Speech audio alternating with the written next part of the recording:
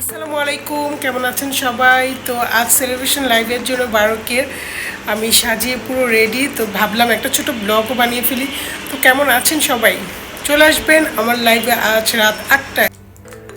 এই তো আমরা সব প্রস্তুতি নিচ্ছি সেলিব্রেশন লাইভ করার জন্য। তো অল্প একটু সাজিয়ে নিলাম, যতটুকু আর কি মোবাইলে দেখা যাবে সেইটুকুই সাজিয়েছি। আমি বসলে যতটুকু দেখা যায়। এদিকে কিন্তু আমাদের কেকটাও চলে এসেছে। কেকটা কালারটা একটু প্রবলেম করে ফেলছে। আমি কেকের কালারটা চেয়েছিলাম রেড কালার করতে, কিন্তু উনি আসলে ভুল করে ফেলছে।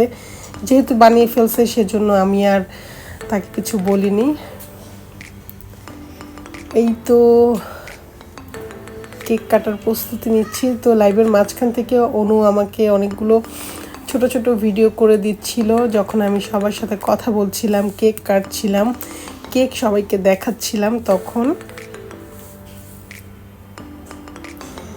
আর কেক কেটে কিন্তু আমি একাই খাচ্ছিলাম, কারণ কাউকে খাওয়াতে পারিনি, সেজন্য আমি সরি।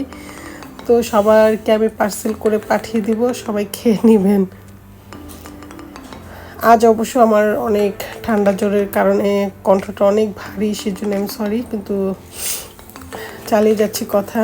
তো রাতে আমরা সবাই আজ ডিনার করছিলাম।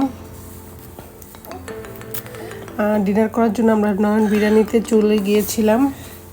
তো নয়ন বিরিয়ানি থেকে আমরা চিকেন বিরিয়ানি নিয়ে এসেছিলাম, মোরগ পোলাও যেটাকে বলে, সবার জন্য। এটা আবার বাসার সবাই পছন্দ করে, এই জন্য সবার জন্য নিয়ে এসেছিলাম।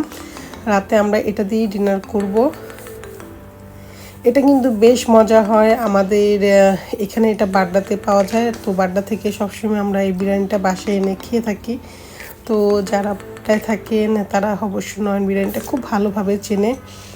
তো আমি একটু খুলে দেখিয়ে দিচ্ছি।